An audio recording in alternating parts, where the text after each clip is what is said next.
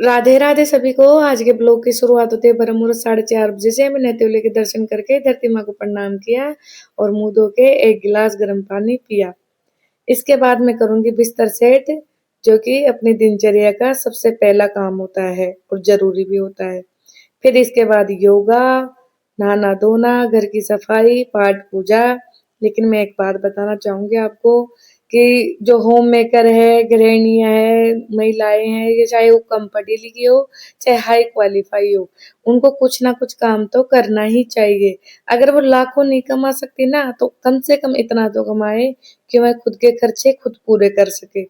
पैसों की नहीं है, बात खुद की सेल्फ रेस्पेक्ट की भी होती है। इससे है ना, उनके परिवार में होम मेकर्स होती है, उनकी अलग ही इज्जत रहती है, अलग ही रेस्पेक्ट रहती है। तो मैं यही कहना चाहूंगी कि आपको कुछ ना कुछ जरूर करना चाहिए और कुछ ना कुछ करने की शुरुआत तो करो, कम से कम कोशिश तो करें। इसके बाद फिर मैंने पूजा की, कान्हा की, और नाम जाप किया, महामृत्युंजय जाप किया, भगवान को दंडवत प्रणाम करके कान्हा को अच्छे अच्छे भजन सुनाए। फिर मैं लिखूंगी राधा नाम। राधा नाम लिखने के बाद फिर मैं भगवान के सामने माफी मांगूंगी कि भगवान, अगर मुझे जानबूझ कर या अनजाने में जो कोई भी गलती हुई हो, माफ करे और मुझे है ना सद्बुद्धि दे। मैंने 5 उठक बैठक लगाई, दोनों कान पकड़े भगवान के सामने और नजर उतारी कान्हा की, और फिर सुख समृद्धि की कामना की। फिर मैं गई किचन में, अन्नपूर्णा माता को प्रणाम करके सबके लिए चाय बनाई। सबको देने के बाद दादी को भी दी और मैंने और भाभी जी ने भी बैठ के चाय पी। और थोड़ा सा टाइम है ना बुजुर्गों के और फैमिली के लिए भी निकालना चाहिए, बुजुर्गों के लिए भी निकालना चाहिए।